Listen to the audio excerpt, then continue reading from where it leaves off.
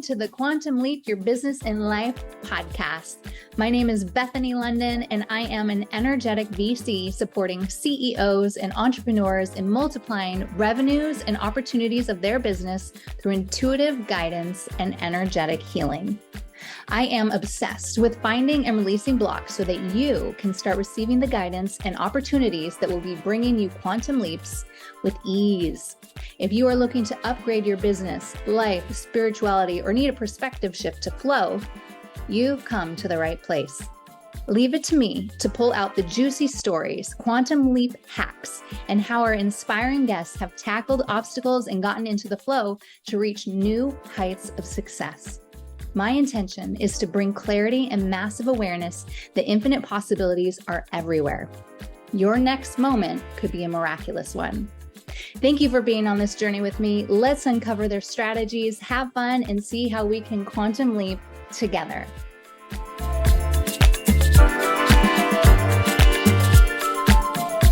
Hello. Welcome to episode 6 of the Quantum Leap Your Life podcast. This is Bethany Londyn.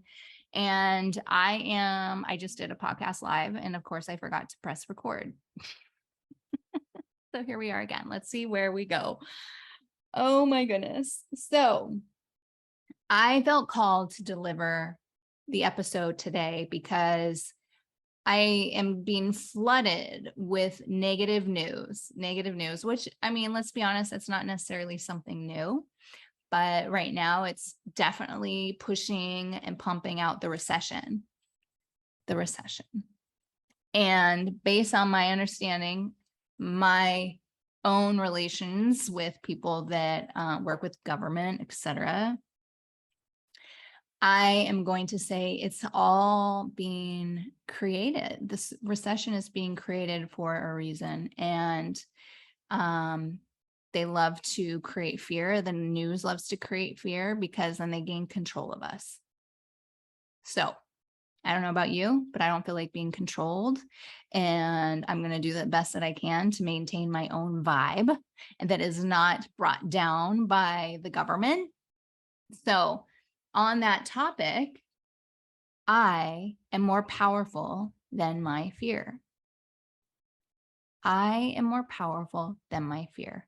You are more powerful than your fear. And I want to offer that up to you today because that was the affirmation that came through. And that is why I'm here riffing, because of this specific message. We are more powerful than our fear.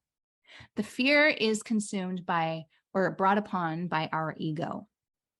And the ego loves to run the show, So the ego is operating out of fear.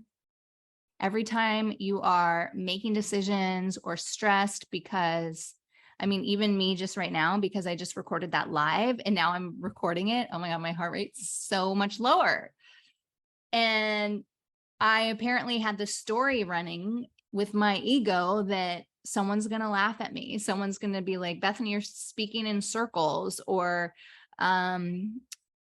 something negative. I don't know. Like, who cares what you have to say, Bethany? I'm just not going to watch this, right? Something of that nature. So if I know and trust that I was divinely guided to do a live today, then I know that there was a reason for that. And maybe it was the pure, simple reason of me getting outside of my comfort zone and knowing that that is empowering, because those nerves were like shooting up there in the air. And if you really want to watch the live, it is on YouTube and Facebook. Oh my God, we'll see if I'll leave it. No, I'm going to leave it so you can watch the live. But I'm going over the same content here, just with less nerves operating. So the thing is, the ego is making up all these stories like, oh my gosh, but this and this and this is going to happen. Someone's going to like judge you and you're going to put you down and whatever. Does that matter?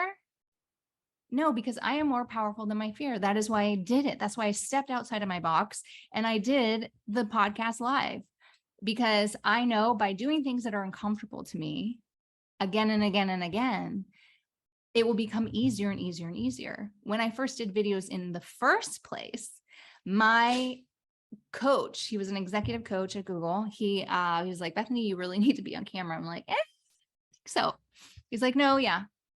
And this is like 2013. So just that long ago. And he's like, how about this? I'm going to give you a topic every week and you're going to just riff and send me like a 1 minute, 2 minute video.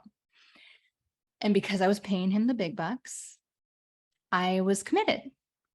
It takes me, it works when you have a coach. It works when you're paying someone and not doing things for free because you're more likely to do it. It's just how it is. Whoa, my dog is sneezing in the background. Are you okay, buddy? Okay.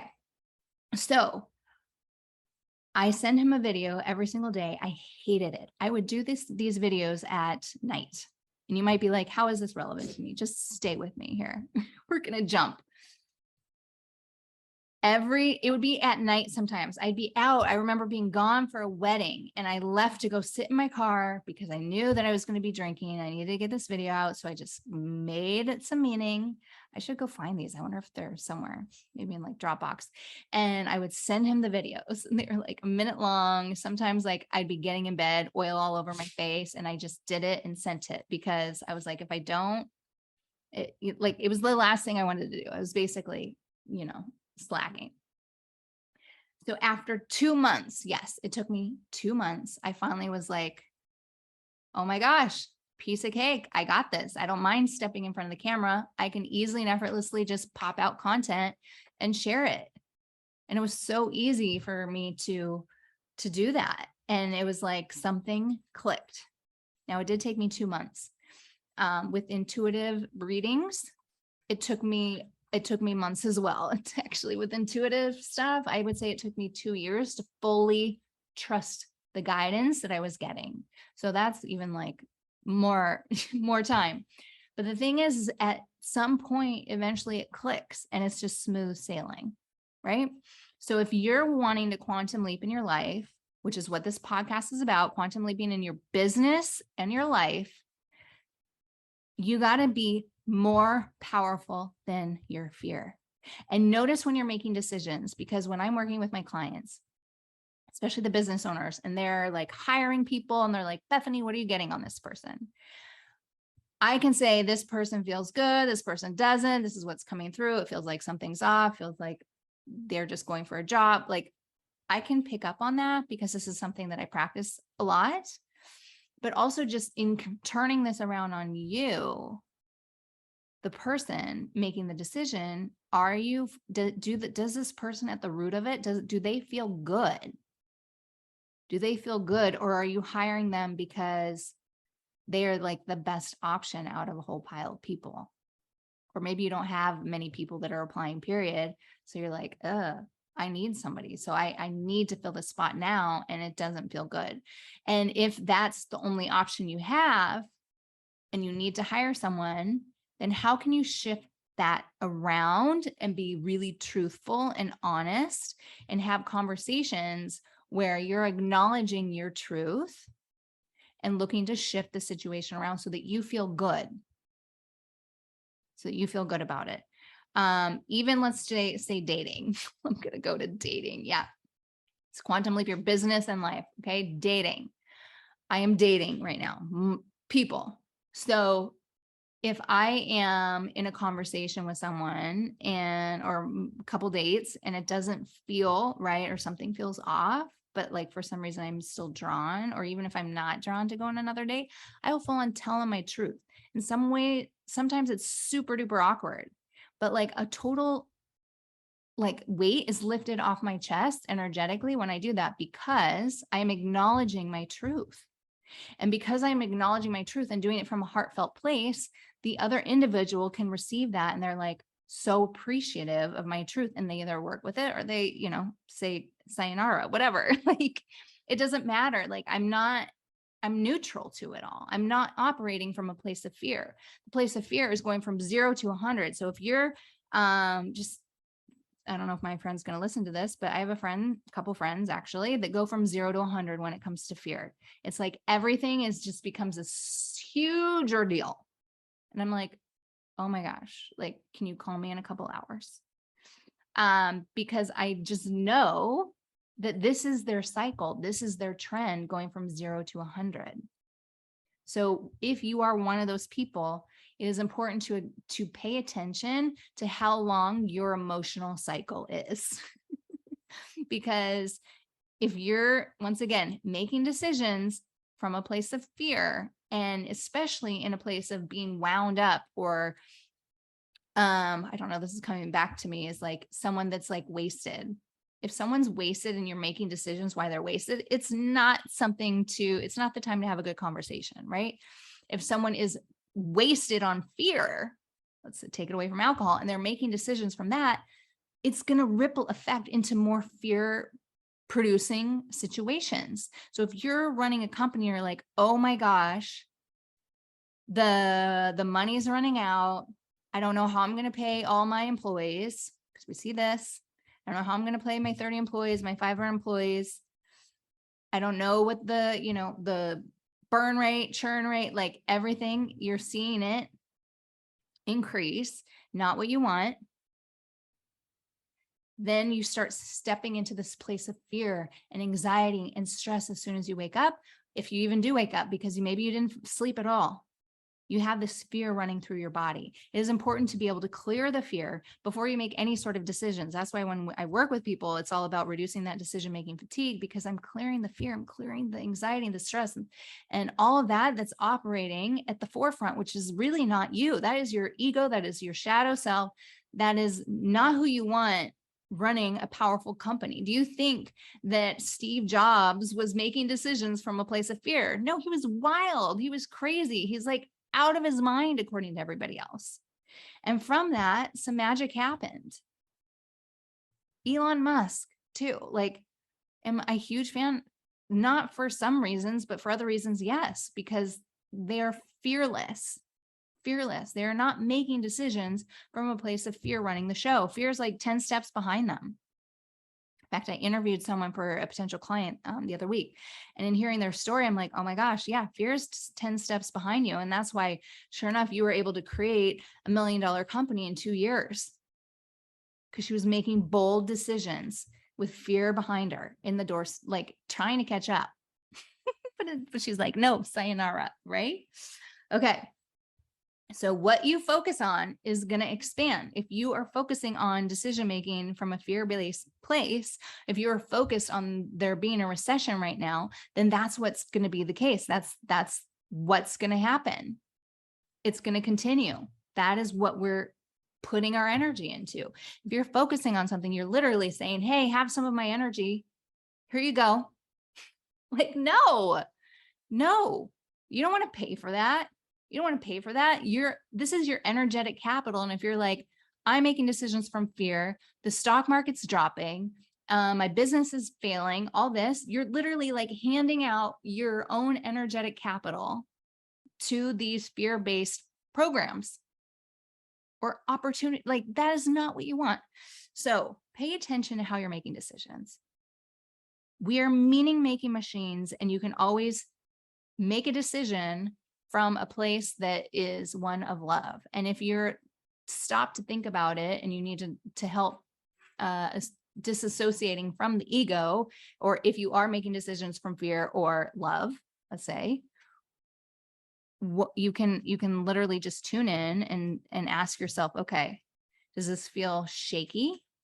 Do I feel a little shaky when making this decision right now? Am I feeling nervous? Or am I feeling calm and grounded? Because when you're making decisions from a place of groundedness, your heart is not racing. It's easier because you are grounded and knowing that because you're making a decision that isn't fear-based, that, the universe is going to have your back. God's going to have your back. Okay. All right. So let's continue with this recession thing. God, the universe, source. In my beliefs, there is a universal bank. And guess what? That universal bank is recession proof. It's recession proof. So if you are tuning into that bank and and grounding yourself in the knowing of that. And I'm not saying don't pay attention to the details that are happening that are maybe like driving your company down. Of course, do that. But notice when you're feeling good and when you're feeling bad before you make decisions, because that is at the foundation that's going to shift you. If you're the CEO or a business owner, you are the one that's running the show, and everything else is a ripple effect from your actions. So if you're having drama at home with your wife or your partner or your family, like your brother or sister or your friends, know that there's probably drama happening in your company. How we do one thing is how we do everything. So you got to clean that up so that it is supporting your company as well. It's a mirror. It's a complete mirror. Okay. Also on the theme of quantum leaping, because that's what we're all about. Yes, it has to do with making decisions from a positive, loving place. And how can you bring your 10-year goals to now? So if you were to think about a 10-year goal that you have, how can it happen now? Because in the spiritual realm, there is no time, there is only now. So if I have 10-year goals, like for example, there was this house, I felt really called to this house. Okay. This house was, what was it? I think it was like $7 million. $7 million. This is where I live. I live in Brentwood. Okay. So that's a lot of money to me, for now. And I'm like, okay, this is really weird that I was drawn to this property. And I go and check it out, and it felt like I was really connected to it, like it was supposed to be mine, right? But I'm like, okay, but it's $7 million. Like, how is that going to happen? And what's fascinating is during the time that before, because that home has now sold, and maybe it'll be mine in the future, whatever, we'll see.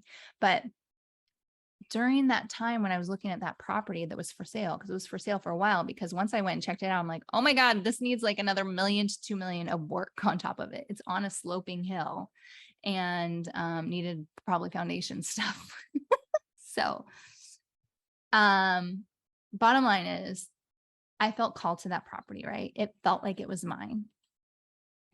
And then my fear, my ego, all that is like, but you can't have this. You don't have $10 million in the bank to go buy this. Well, guess what? An opportunity showed up for me during that time that could have been the gift of $10 million, and I could have easily purchased that cash. Now, there was some effort that was required for that $10 million and some stress and a little bit of risk that was involved, because yeah, I won't go into that because you will know, because now I'm revisiting the $10 million opportunity because it's back in play. I'm being guided there. Y'all will know when it happens, trust me. But the thing is like an opportunity presented itself during that time that I was like, oh, okay, the universe wants me to have this. So the thing is, I firmly believe that when we set when we set a goal or our resolutions for the year, or we're divinely guided places, that we have the opportunity to accomplish every single one of those, every single year, every single week. If you have a week of goal, like I write goals at the beginning of the week to accomplish or to manifest. So I believe that because I stated it as a manifestation, that I have the opportunity to receive those goals and to make them happen. It's that the path may not look how I wanted it to look, or it may not show up. It may look different. It feels different, might be a little scary, like the $10 million thing was, right? So when it presents itself that way, I don't jump, I didn't leap. But maybe if I were to look back at every single opportunity that happened, oh my gosh, there was a movie I just watched, This Way or That, and it showed someone that had basically a decision, something that happened in the beginning, and like they went two different ways, and it portrayed this throughout the movie, and it was so cool to see how they ended up in the end. So if you have 10-year goals, how can you bring those to fruition now? How can you make those a reality now? last week I did something that was stretchy. I'm all about leaning into this discomfort, right? So last week I had, 2 weeks ago, I got the download for like all this information, that I can make a book out of, do a course, whatever. I just like jotted it all down. And then next thing you know, a week later, I was led to the New York Times, like this website that was saying to submit things to the New York Times. And I'm like, oh my God, seriously? Is that what you want me to do, God? Like, you want me to submit this? Okay. And it was like on my list, and I finally did it, and I submitted it, and we'll see if they pick it up. I've never done something. And like, there's so much discomfort in submitting that, of like, oh my gosh, but what if like people see it? What if they think I'm an idiot? What if this or that? And then I'm like, okay. And what if one person reads it and is like, oh my gosh, this is exactly what I needed? Or 10 people, because that information was divinely guided to me. Right. So I put it out there. I followed it through, and that literally could be a 10-year now opportunity, because maybe people love it. And next thing you know, people are like, okay, I need a book. Can you turn this into a course or a book? Like, I need this more information. How can I shift? So what 10-year action steps? And this is also another great reason to have someone that you coach with, because they can hold you to it once you come up with these action steps of making it happen. So I work with somebody a few times a week to hold myself accountable to the action steps and the quantum leap action steps that I put out there. And if you are needing some support in like, what is a 10-year goal action step? Like, what could produce those results for me now? I encourage you to journal, take some quiet time, get off your phone, or just ask the universe or God or whoever you believe in to provide that to you. Say, hey, I would love to know what a 10-year action step is for me. And just ask, like, what could produce like something that I think might be way down the road now? What could do that? And then just allow it to come. It might not just come out of your hands in a second or to your mind, or like you could go on a quiet walk outside in the forest or something, nature. But just being in that space of what could I do? What could I do? What's available for me? And allowing the answers to come. Like the New York Times. I never thought I would be submitting something to the New York Times. Next thing you know, I am. I mean, it's not like crazy for me to get published there. I've been published other places that are pretty big. So it felt really scary to do, because it's like a different group of people that don't totally get me. As may be you listening today. So anyways, that is my thoughts today for quantum leaping. I had a podcast that I was going to put out today regarding a 7-figure coach, and I just really felt called to interrupt with my own divine wisdom that was coming through. And here we are. A little nerve-wracking, but we did it. So let me know what you think. Let me know what your 10-year action steps are. Would love to also get your thoughts in the show notes. Yeah, the episodes, yeah, reviews, all those things, all those beautiful things, and wishing you an amazing day and all the quantum leaps. Thank you so much for listening to today's episode. If you loved what you heard, be sure to subscribe and leave a review for the opportunity of a free sleep healing meditation by me. Screenshot your review to @Bethany Londyn on Instagram. It fuels me to keep bringing you more and more guests. So stay in touch on Insta or subscribe to emails at bethanylondyn.com for healing opportunities, courses, and the latest show notes of the podcast. Don't hesitate to tag the guests and I with your favorite quotes for us to reshare. We're looking forward to connecting with you in the next episode. And in the meantime, I'm wishing you that quantum leap.